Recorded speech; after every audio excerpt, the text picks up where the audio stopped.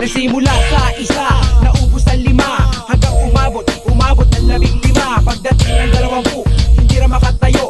Busog na busog, lubog na sa pagkaupo. Yan na nga ba sinasabi, hindi naman babae. Cheers pare. Diba? Kasi, which is gano'n yung nangyayari. Hindi ko man mag-abroad,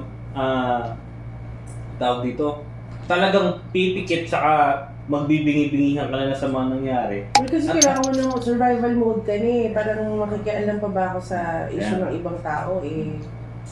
Talam ng sikmura ko, hindi ko ma-attend.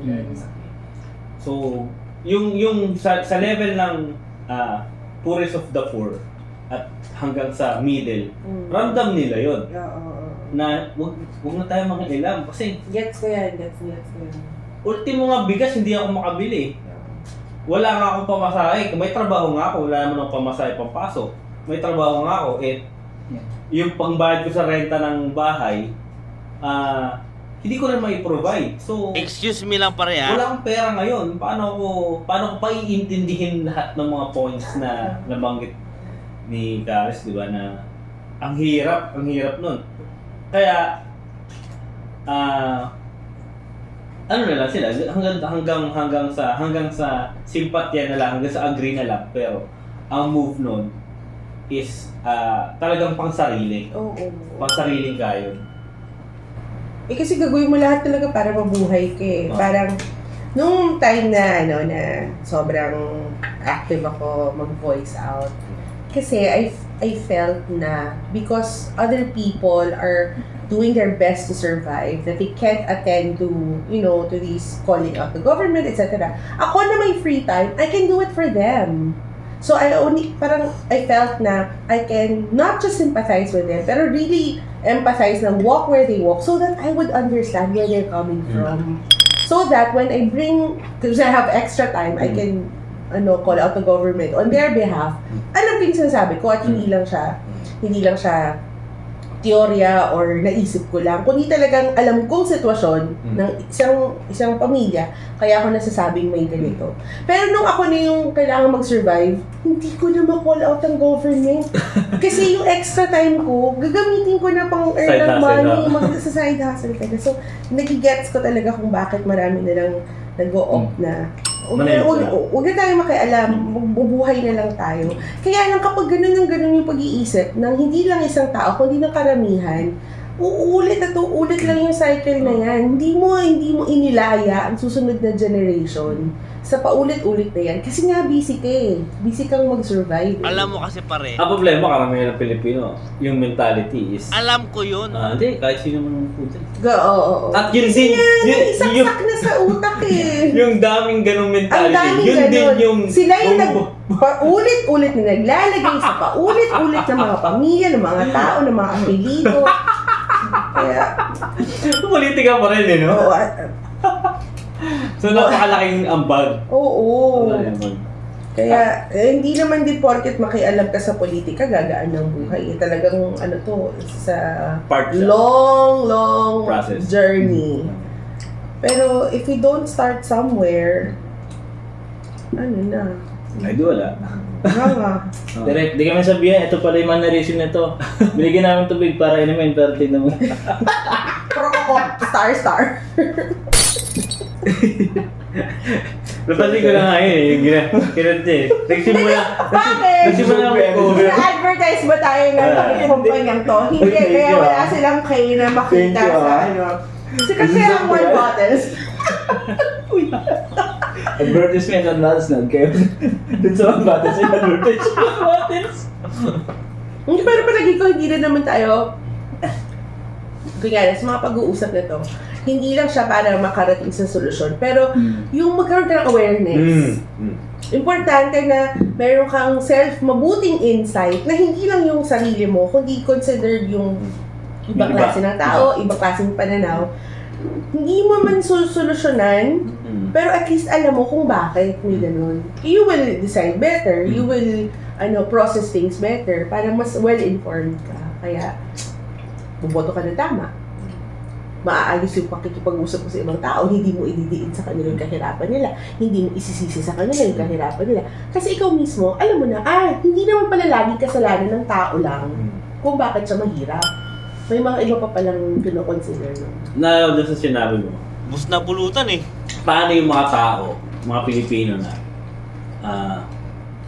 hirap na sa makalaya sa kahirapan. Pero ang mentality ayaw nila mag-abroad. Ayaw ko mag-abroad, dito ako sa Pilipinas, dito lang Ako ako. mamatay. And yet, ayaw na mag-abroad, di ba? Tapos sabihin natin nasa middle class siya o nasa lower siya. Pero yung mentality din, ayaw makialam politically and socially. Parang sa kaluluga, ayaw mag-abroad. Tas, Ayaw mong gumawa ng paraan gusto mo dito lang sa Pilipinas. Ayaw mo rin namang makialam para sa abot Pero ng gusto mo lang dito salita. sa Pilipinas. Parang, ano inaantay mo? Pasko. Ilang Pasko yung inaantay mo, di ba? Kasi, second coming. Walang kapupuntahan to, hindi magpa-progress yung government natin eh. Pero ayaw mo umalis dito.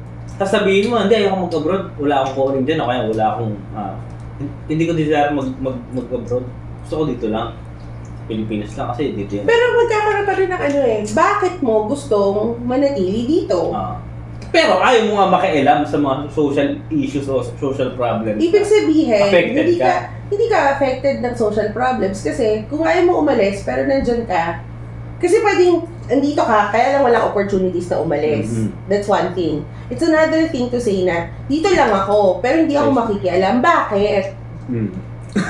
Yun nga yung tanong ko eh. Anak mayaman ka ba? O pwede. Ikaw lang ba anak ng Diyos? Kasi pwedeng komportable siya. Na may mga nagre-remit sa kanya. Yung social service niya, hindi naman pumapalya. Meron siyang 3,000 kada buwan. Pwede.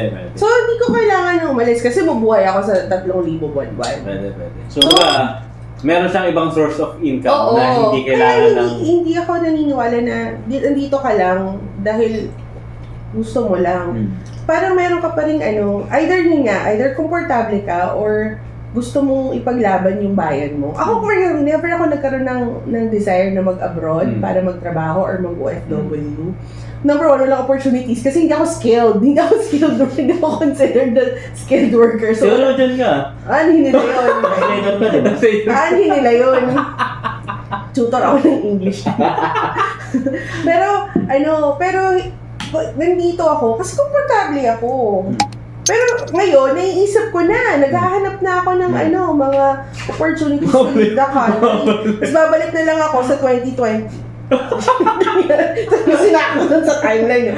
Pero, yun nga, yung may magbabago talaga sa kagustuhan mo na, sige, dito ka lang. Pero bakit? Bakit dito ka lang?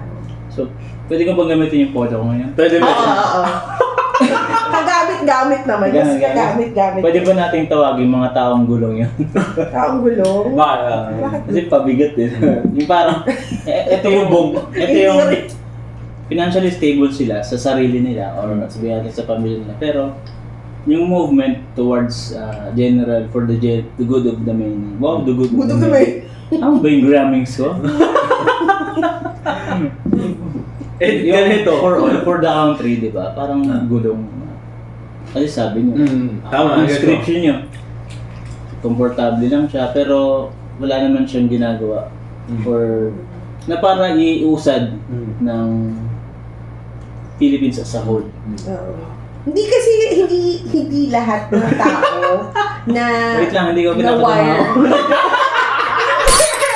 Hindi wired to be makabayan. And I don't want to blame them for it. Kasi nga it has to do with their upbringing.